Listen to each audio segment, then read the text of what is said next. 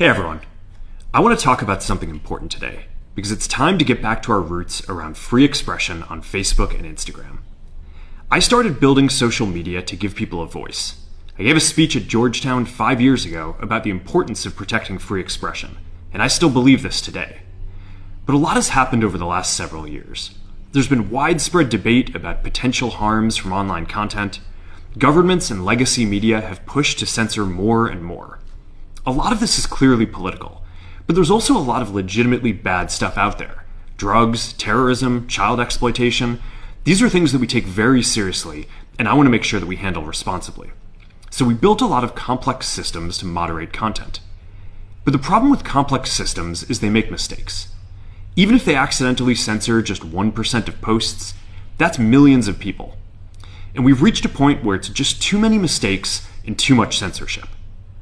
The recent elections also feel like a cultural tipping point towards once again prioritizing speech. So we're going to get back to our roots and focus on reducing mistakes, simplifying our policies, and restoring free expression on our platforms. More specifically, here's what we're going to do. First, we're going to get rid of fact checkers and replace them with community notes similar to X, starting in the US. After Trump first got elected in 2016, the legacy media wrote non-stop about how misinformation was a threat to democracy.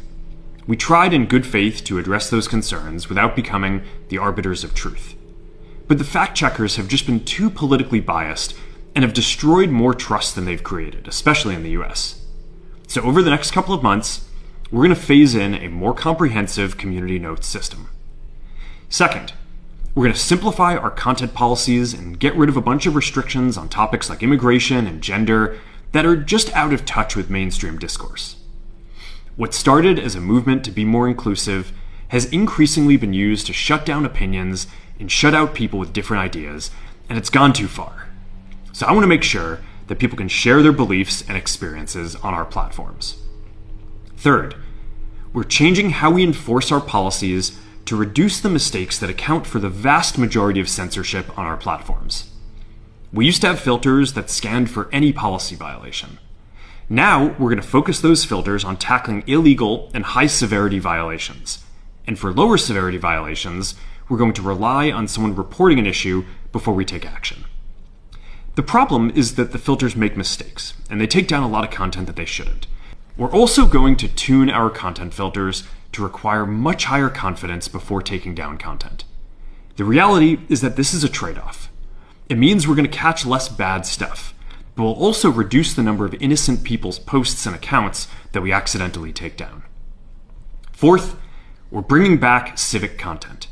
For a while, the community asked to see less politics because it was making people stressed, so we stopped recommending these posts. But it feels like we're in a new era now. And we're starting to get feedback that people want to see this content again. So we're going to start phasing this back into Facebook, Instagram, and Threads while working to keep the communities friendly and positive.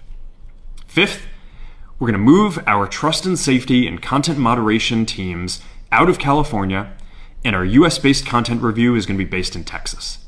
As we work to promote free expression, I think that it will help us build trust to do this work in places where there is less concern about the bias of our teams. Finally, we're going to work with President Trump to push back on governments around the world that are going after American companies and pushing to censor more. The US has the strongest constitutional protections for free expression in the world. Europe has an ever-increasing number of laws institutionalizing censorship and making it difficult to build anything innovative there. Latin American countries have secret courts that can order companies to quietly take things down. China has censored our apps from even working in the country. The only way that we can push back on this global trend is with the support of the US government. And that's why it's been so difficult over the past 4 years when even the US government has pushed for censorship. By going after us and other American companies, it has emboldened other governments to go even further. But now we have the opportunity to restore free expression, and I am excited to take it. It'll take time to get this right, and these are complex systems. They're never going to be perfect. There's also a lot of illegal stuff that we still need to work very hard to remove. But the bottom line is that after years of having our content moderation work focus primarily on removing content, It is time to focus on reducing mistakes, simplifying our systems, and getting back to our roots about giving people voice. I'm looking forward to this next chapter. Stay good out there, and more to come soon.